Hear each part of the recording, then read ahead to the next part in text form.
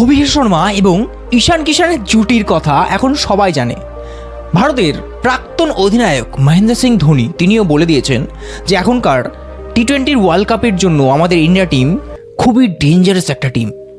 সবশেষে নিউজিল্যান্ডের সাথে যে সিরিজটা হলো টি-20, তাতে যা ব্যবধানে ইন্ডিয়া জিতেছে, ঈশান কিষান যেইভাবে খেলেছে, অভিষেক শর্মা যেই রকম তার রূপ দেখিয়েছে, পাকিস্তান তো বলতে নেই কীভাবে যে গুটিসুটি মেরে এই সব করে বেড়াচ্ছে যে আমরা বয়কট করব, খেলবো না।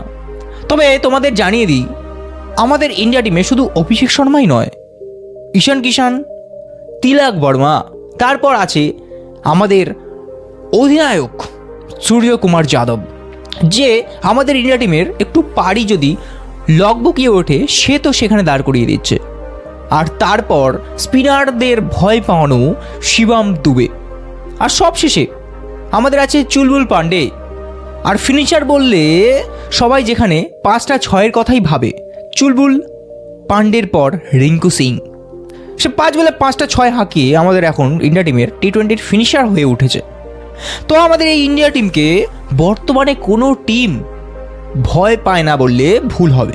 কিন্তু লাস্ট যে টি-20 ওয়ার্ল্ড কাপের ম্যাচটা ইন্ডিয়ার সাথে ইউএসএ দেখেছিলাম, তা থেকে বোঝা যায় যে ইন্ডিয়ার এখন সবথেকে বড় শত্রু ইন্ডিয়া নিজেই।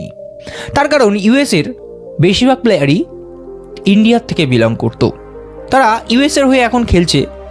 আর তাদের খেলা দেখে এটা তো বোঝাই যাচ্ছিল ইন্ডিয়া একটুখানি লকবকিয়ে তো উঠেছিল ঠিকই, কিন্তু শেষমেশ সূর্যকুমার যাদব সেখানে দাঁড়িয়েছিল এবং ম্যাচটা ঠিকঠাক করে ফিনিশ করেছিল।